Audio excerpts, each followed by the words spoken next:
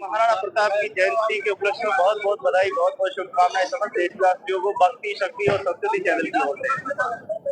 बड़ा ही सौभाग्य की बात है कि कहते हैं कि हीरा रख, चांदी रख, अगर वास्तव में घर में कुछ चाहिए तो इतिहास अपने घर के अंदर रख।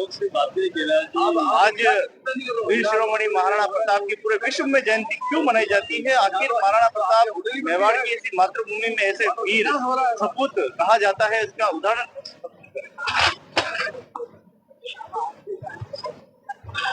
भगवान राम के बाद में प्रातः स्मरणीय माना जाता है तो वीर शिरोमणि महाराणा प्रताप को माना जाता है। भगवान राम भी वन में गए, वन में विचरण किया और सबको साथ लिया।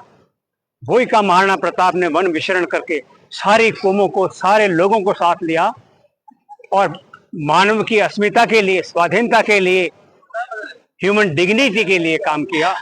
इसलिए दुनिया में एक उदाहरण प्रस्तुत किया महाराणा प्रताप ने, क्योंकि जीवन में वास्तव में स्वतंत्रता को जीना है तो मनुष्यत्व को जीना है। इसका एक बहुत जबरदस्त उदाहरण पेश किया, इसलिए दुनिया नमन करती है महाराणा प्रताप को। शौर्य, त्याग, भक्ति, समर्पण, मानवीय मूल्य, इसके लिए उनका जीवन था। और हमें कौन से आदर्श चाहिए? समस्त आदर्श, मानवीय आदर्शों के लिए महाराणा प्रताप ने जीवन दिया और एग्जाम्पल प्रेजेंट किया, प्रस्तुत किया कि दुनिया इस रास्ते चले, इस रास्ते जिए। हम आपकी स्वतंत्रता का सम्मान करते हैं और आपका ये धर्म कर्तव्य बनता है कि आप दूसरों की, हमारी स्वतंत्रता का सम्मान आप भी करें। उस समानता के आधार पर, समता के आधार पर महाराणा प्रताप ने ये पूरा आंदोलन लड़ा, आंदोलन प्रस्तुत किया। तो आज भी, बल्कि आने वाले समय के लिए भी महाराणा प्रताप हमेशा प्रासंगिक रहेंगे और उनके दृढ़ संकल्प को और उनके मैसेज को, उनके संदेश को हम अभी तक पूरी तरह से आत्मसात नहीं कर पाए। और इसीलिए आज हम पूरी प्रकृति देख रहे हैं। आप दुनिया में जलवायु परिवर्तन की समस्या हो रही है। मैं अपने घर की बात करता हूँ, उदयपुर की बात कर रहा हूँ। उदयपुर की पहचान यहाँ के प्राकृतिक सौंदर्य है, यहाँ की झीलें हैं, नैसर्गिक सौंदर्य है। लेकिन आज क्या हो रहा है? अरावली का क्या हो रहा है? अगर अरावली को बचाना है, मेवाड़ को बचाना है, मेवाड़ को मेवाड़ बनाना है, तो एक ही बात है, हम महाराणा प्रताप को खाली आरती उतारने से काम नहीं चलेगा। हमें उनकी चेतना को आत्मसात करना पड़ेगा, उस शौर्य को आत्मसात करना पड़ेगा, फिर हम आगे चलेंगे। किसी की ताकत नहीं है मेवाड़ को नष्ट करने की। लेकिन आज स्थितियां बिल्कुल ही प्रतिकूल हैं, हम चुपचाप हैं, मौन हैं। इसको विचार करना पड़ेगा, हमें गंभीर होना पड़ेगा और अपनी आत्मा से महाराणा प्रताप को याद करना पड़ेगा। हमारे अंदर जो प्रताप है उसको जागृत करना पड़ेगा। उसके लिए हम इनका अभिषेक करते हैं महाराणा प्रताप को, ताकि इनकी चेतना हमारी चेतना से जो एक ही है जागृत हो जाए। मैं इस पुण्य दिवस के ऊपर, जन्म जयंती के अवसर पर यही प्रार्थना करता हूं कि हे एकलिंगनाथ, हे महाराणा प्रताप की चेतना ये जागृति पैदा करें और मेवाड़ को, इस देश को हमारी आत्मा में जगा दें। Where the world is without fear and head is alive. In that freedom, my Father, let my country awake. मेरे देश को, मेरे इस आत्मा को जगा दे। मैं यही अपनी बात को आपको विराम दूं। पूरा विश्व मान रहा है महाराणा प्रताप को, लेकिन हमारे नगरवासी, हमारे मेवाड़वासी उस प्रकृति को नुकसान कर रहे हैं जिससे शांति भी लड़ रहा है। ऐसा है कि हमें निश्चल भाव से संवाद करना पड़ेगा। लोगों में ताकत तो है, लेकिन राख आ गई है। राख को झाड़ने की जरूरत है ताकि उनका रियल अस्तित्व, उनका यथार्थ जाग जाए। पोटेंशियलिटी तो है इस देश में, इस मेवाड़ में। सवाल ये है कि आचार्य कहाँ लुप्त हो गए हैं। मैं उन आचार्यों को आह्वान करता हूं कि आप आगे आएं और फिर जगा दें मासेस को, इस जनमानस को, जनता जनार्दन को जगाएं। बस एक ही रास्ता है, जनता जागेगी तो मेवाड़ का संरक्षण और सुरक्षित मेवाड़ की दीवारें बनेंगी। हमें यही काम करना है सबको मिल करके, और अगर ये काम हो जाता है हम भविष्य को आशान्वित करेंगे, आश्वस्त करेंगे। नई जनरेशन को, जो नई पीढ़ी है, उनको, उनके लिए हमें जवाबदेह होना चाहिए। हमारी परंपराएं जवाबदेह हैं, तो हम परंपराओं के अर्थ को, उसके कनोटेशन को, उसके निहितार्थ को आत्मसात नहीं कर पा रहे। और इससे बड़ा उदाहरण क्या हो सकता है? हम एक निष्ठ होकर के महाराणा प्रताप के नाम को हमें हृदय में जगाएं।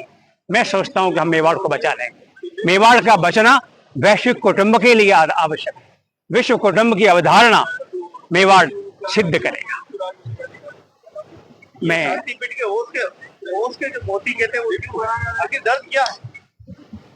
मानवीय आदर्शों को हम किस तरह से अमल में लाएं, इसके लिए अध्यात्म और विज्ञान को लेकर के, आधुनिक विज्ञान और भारतीय वाङ्मय इसके समन्वय से एक नई चेतना बने, शांतिपीठ का तो ये अभिप्राय है, ये लक्ष्य है।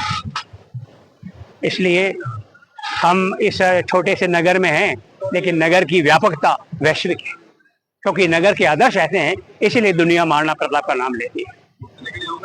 चंद लालच की वजह से किसी को पेड़ को काटना, पहाड़ को काट देना, ये जबकि कोई साथ नहीं आ रहा है, ये पैसा ही रह जाना है, व्यक्ति क्यों नहीं समझ पा रहा है?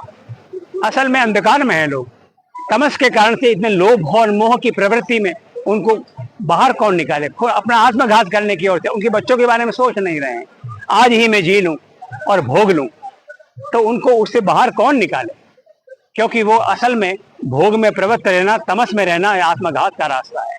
इसलिए आचार्यत्व को जगाना पड़ेगा ताकि उनको रोशनी दे सके। वो प्रकाश की ओर रास्ता नहीं, ये अंधकार की तरफ रास्ता। इसलिए सारे विकास के अभिक्रम है वो पर्यावरण संरक्षण के अनुपूरक नहीं है, और जब तक ये नहीं होगा हम प्रकृति की ओर लौट नहीं पाएंगे, और बगैर प्रकृति के लौटे हम जीवन के प्रति आश्वस्त नहीं हो सकते।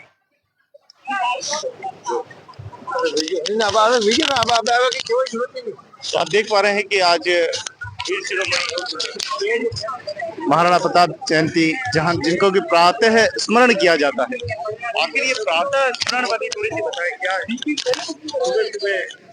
देखिए, आपने पूछा कि प्रातः स्मरण, तो जिस प्रकार से जीवन और मृत्यु जुड़े हुए हैं कि व्यक्ति जीवन प्राप्त करता है, फिर पुनः मृत्यु को प्राप्त हो जाता है, फिर पुनः जीवन में आता है, तो ये एक चक्र है।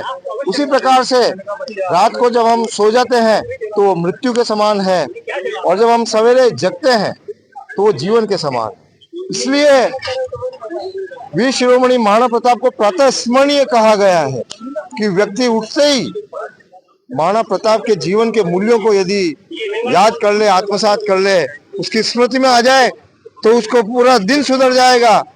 उसी प्रकार से यदि महाराणा प्रताप के जीवन मूल्यों को सर्वोपरि सर्वोच्च मूल्य बनाए हमने, तो हमारा दिन तो जिस प्रकार से दिन अच्छा होगा, उसी प्रकार से हमारा जीवन भी अच्छा होगा और सर्वश्रेष्ठ होगा।